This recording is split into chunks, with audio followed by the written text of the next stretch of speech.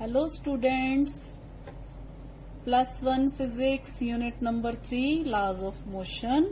हाँ जी बेटा, टॉपिक ਆਪਾਂ डिस्कस कर रहे ਸੀਗੇ फोर्स ऑफ फ्रिक्शन ਤੇ। ਅੱਜ ਆਪਾਂ ਜਿਹੜਾ टॉपिक डिस्कस करना है वो है बेटा work done against friction when a body made to slide up an inclined plane and down an inclined plane. ठीक है, ਤਾਂ ਚਲੋ ਆਪਾਂ ਵਾਰੀ-ਵਾਰੀ ਇਹ ਦੋਨੋਂ ਡਿਸਕਸ ਕਰਦੇ ਆਂ। ਹਾਂਜੀ ਬੇਟਾ, ਸਭ ਤੋਂ ਪਹਿਲਾਂ ਆਪਾਂ ਜਿਹੜਾ ਡਿਸਕਸ ਕਰਾਂਗੇ ਉਹ ਹੈ ਅਪ ਐਨ ਇਨਕਲਾਈਨਡ ਪਲੇਨ। ਠੀਕ ਹੈ, ਹਾਂਜੀ ਬੇਟਾ, ਜਦੋਂ ਆਪਾਂ ਅਪ ਐਨ ਇਨਕਲਾਈਨਡ ਪਲੇਨ ਡਿਸਕਸ ਕਰਨਾ ਹੈ, ਆਪਾਂ ਕੀ ਕਰਨਾ ਹੈ ਬੇਟਾ, ਆਪਾਂ डायग्राम बनानी है। ठीक है, तो डायग्राम ਆਪਾਂ किस तरह बनावांगे, अपने कोल आ देखो इनक्लाइंड प्लेन है, एंगल ऑफ इनक्लीनेशन थीटा है बेटा, इहदे उपर आपां ब्लॉक रखिया।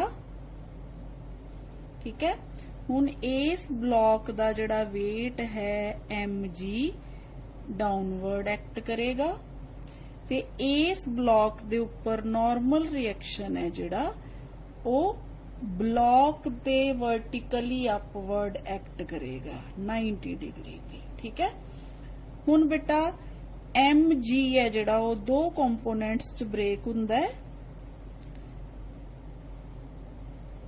mg cos थीटा,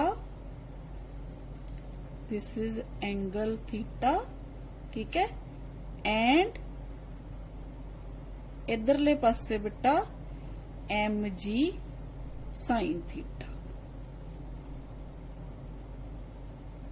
ठीक है, हाँ जी बेटा, हुण आपां की करना है, up an inclined plane means आपां जिहड़ी फोर्स लगानी है वो किहड़ी डायरेक्शन च लगानी है बेटा, अप्लाइड फोर्स है जिहड़ी आपां इस डायरेक्शन च लगानी है। ठीक है, हुण बेटा जदों आपां अप्लाइड फोर्स इस डायरेक्शन च लगावांगे तां इस फोर्स दे ओपोजिट है जिहड़ी अपने कोल किहड़ी फोर्स लगेगी बेटा, उस फोर्स नूं आपां की कहने आ, फोर्स ऑफ फ्रिक्शन। तो उनकी डायरेक्शन की होएगी बेटा, उनकी डायरेक्शन होएगी इस पासे। ठीक है, तो आ जिहड़ी फोर्स है, ये वाली जिहड़ी फोर्स है, ये है force of friction F K. ठीक है, दिस इज एफ के फोर्स ऑफ फ्रिक्शन।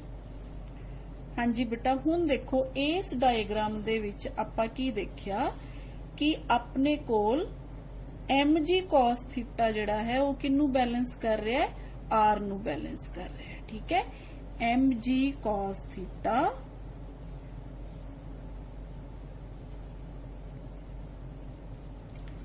balances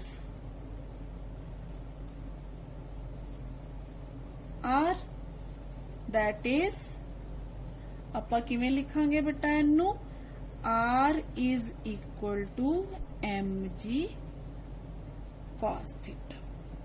ठीक है बेटा, हुण देखो ध्यान नाल, जे force of friction downward direction च एक्ट कर रही है तां आपां नूं जिहड़ी फोर्स इनू उपर खिच्चण वास्ते चाहीदी है, ठीक है, वो की होनी चाहिदी है बेटा, इस फोर्स ऑफ फ्रिक्शन दे अगेंस्ट होनी चाहिदी है। ठीक है, ते ओ इन्नी को होनी चाहिदी है कि जिहड़ा ब्लॉक है वो की करना शुरू हो जाए, उपरली साइड ते मूव करना शुरू कर दे।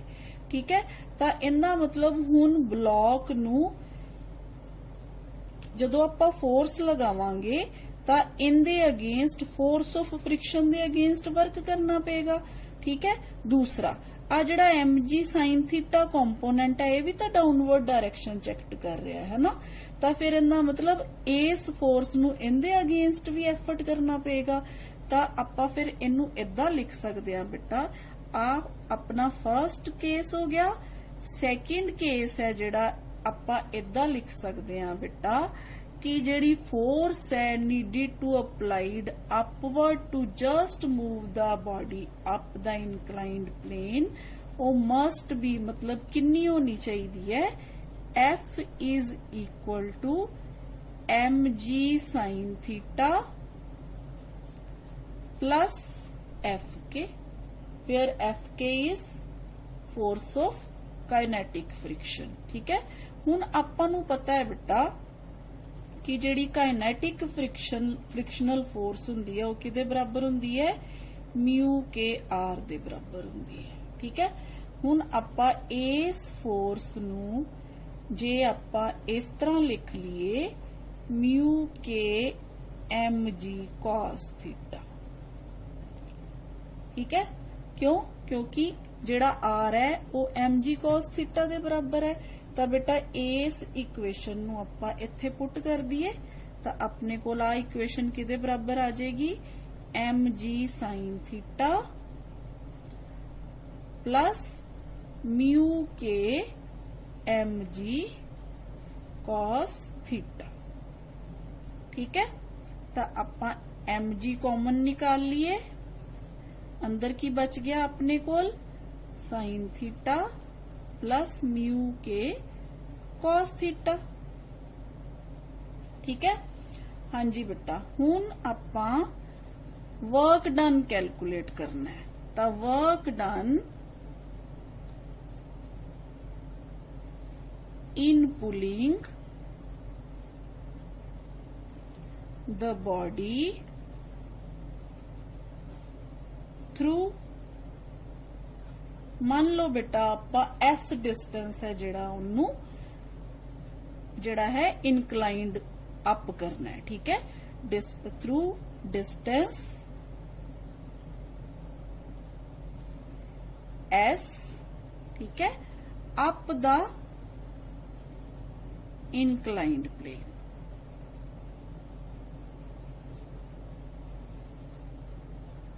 ठीक है बेटा, तो हुण तुहानू पता है बेटा जिहड़ी वर्क हुंदा है वो किदे बराबर हुंदा है फोर्स इनटू डिस्टेंस दे बराबर। ठीक है, ते फोर्स अपने कोल किन्नी है आ रही है अपने कोल फोर्स इक्वेशन नंबर 1 तो अपने कोल वर्क किदे बराबर आ जाएगा बेटा फोर्स दी वैल्यू पुट कर दो इहदे च M G sine theta plus mu K cos theta into S. ठीक है, हाँ जी बेटा ये आ गया अपने को वर्क डन। हुण आ सारे पैरामीटर्स जे आपां नू पता होण, एंगल ऑफ इंक्लिनेशन पता होए, वेट ऑफ द ब्लॉक पता होए, एस पता होए या डिस्टेंस पता होवे, ते काइनेटिक फ्रिक्शन है जिहड़ा उनदी वैल्यू आपां नू पता होवे, coefficient of kinetic friction the value है जिहड़ी आपां नू पता होवे, तां आपां वर्क डन है जिहड़ा वो कैलकुलेट कर सकते हैं। ठीक है, ये तो हो गया बेटा अपना अप वाला केस, जदों आपां बॉडी नू की करदे आ अप लेके जाने आ। ठीक है, हुण आपां बेटा दूसरा केस डिस्कस करांगे जिस केस च आपां की करना है बॉडी नू नीचे लेके आना है। ठीक है, तो देखो बेटा बिल्कुल इहदे साइमल्टेनियसली इहदे पैरेलल आपां एक होर डायग्राम बनावांगे। देखो ध्यान नाल,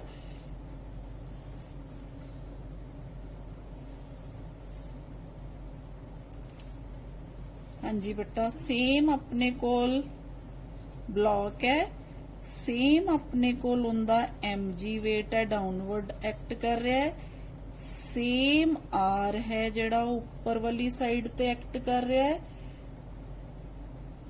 एम जी दो कंपोनेंट्स च ब्रेक हो रहा है, M G cos theta, M G sine theta. ठीक है, this is angle of inclination, everything is same but difference is that beta इस केस च आपां की करना है, आपां जिहड़ी बॉडी है उन्नू नीचे नू लेके जाना है, यानी कि इधरों फोर्स लगानी है। तो अपनी जिहड़ी फोर्स होएगी वो इस डायरेक्शन च होएगी, अप्लाइड फोर्स है जिहड़ी इस डायरेक्शन च होएगी। हाँ जी बेटा, हुण जे अप्लाइड फोर्स इस डायरेक्शन च है तो काइनेटिक फ्रिक्शन फिर किहड़ी डायरेक्शन च होएगा इस डायरेक्शन च होएगा।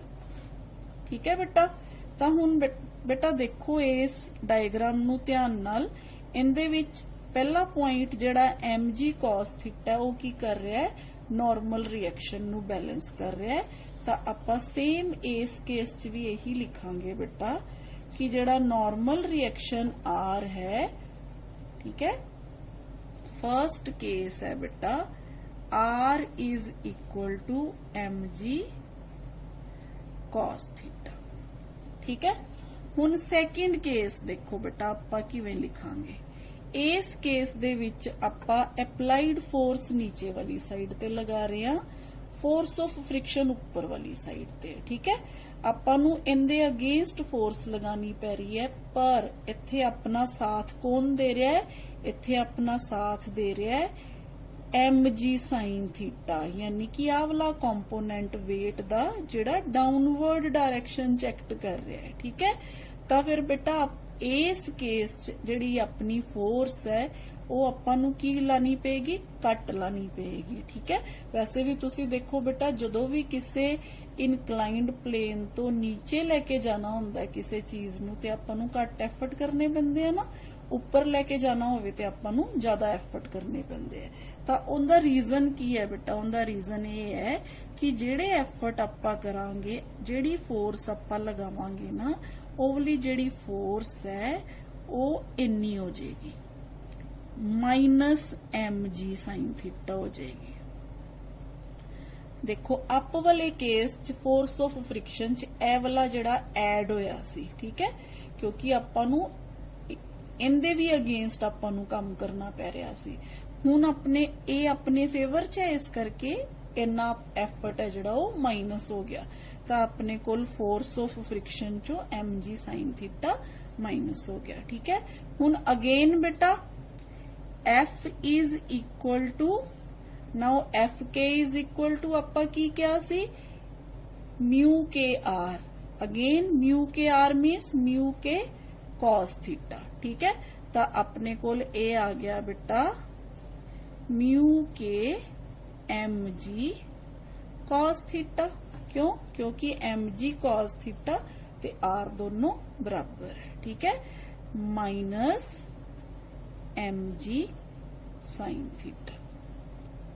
ਠੀਕ ਹੈ ਬੇਟਾ, ਸੇਮ ਆਪਾਂ ਕੀ ਕਰਾਂਗੇ? mg ਕਾਮਨ ਨਿਕਾਲ ਲਾਂਗੇ, ਆਪਣੇ ਕੋਲ ਆ ਗਿਆ ਬੇਟਾ mu k cos theta minus sin theta.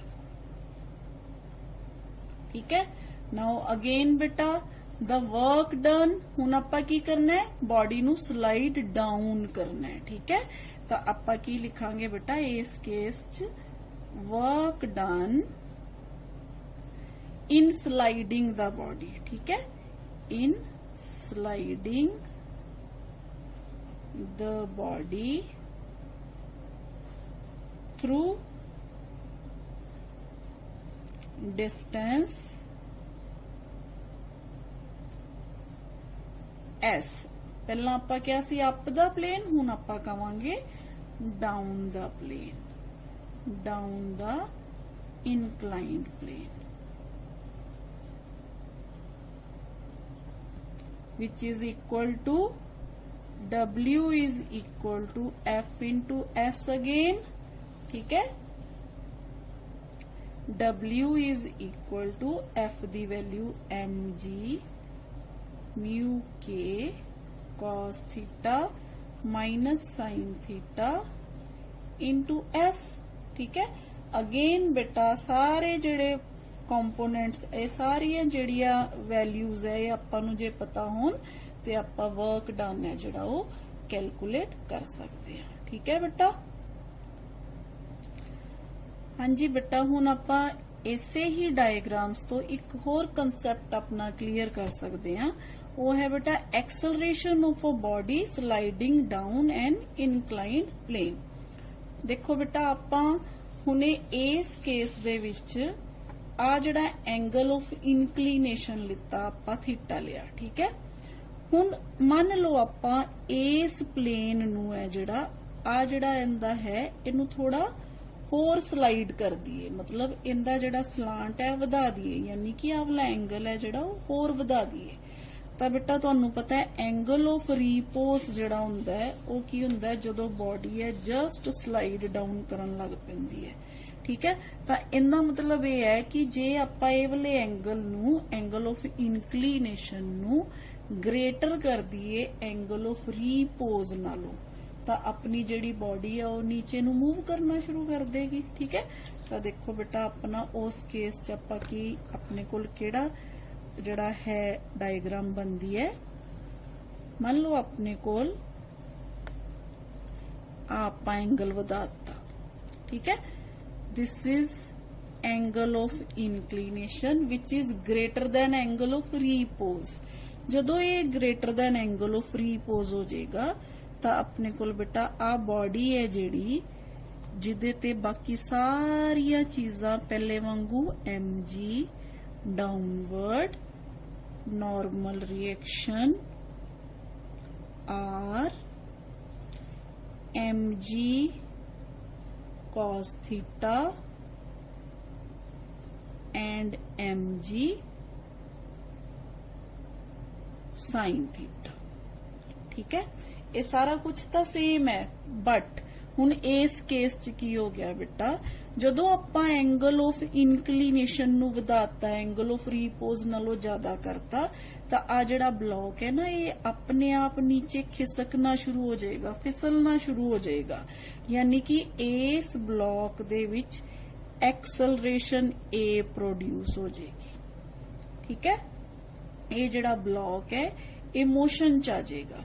जदों ये ब्लॉक मोशन च आ जाएगा ए एक्सलरेशन नाल, तां इस डायरेक्शन च फिर काइनेटिक फ्रिक्शन एक्ट करेगा, ठीक है। हुण देखो, हुण आपां कोई फोर्स नहीं लगा रहे इहदे ते, आपां इस ब्लॉक दे उपर कोई फोर्स नहीं लगा रहे, आपां इहनूं नहीं खिंच रहे, ठीक है। ये अपने आप एक्सलरेशन ए प्रोड्यूस होने नाल इहदे ते फोर्स है जिहड़ी वो लग रही है, जिदे करके की हो रहा है नीचे नूं फिसल रहा है, ठीक है। हुण इस केस च बेटा देखो इहदे ते किहड़ियां फोर्सेस एक्ट करदियां। पहली फोर्स तां बेटा सेम होवी, किहड़ी mg cos थीटा ते r, ये दोनों की है एक दूसरे दे बराबर है, ठीक है। This is again angle theta.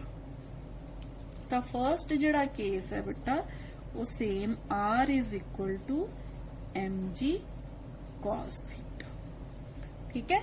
हाँ जी बेटा, हुण नेक्स्ट पॉइंट की होएगा इनदा, नेक्स्ट पॉइंट ते है बेटा mg sin theta down the inclined plane, ठीक है। mg sin theta down the inclined plane,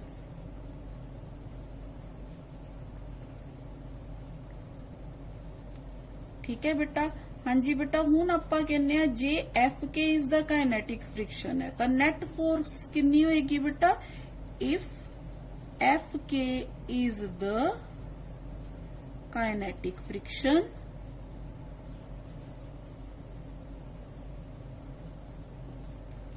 ठीक है बेटा, ता आपां की कवांगे then the net force acting down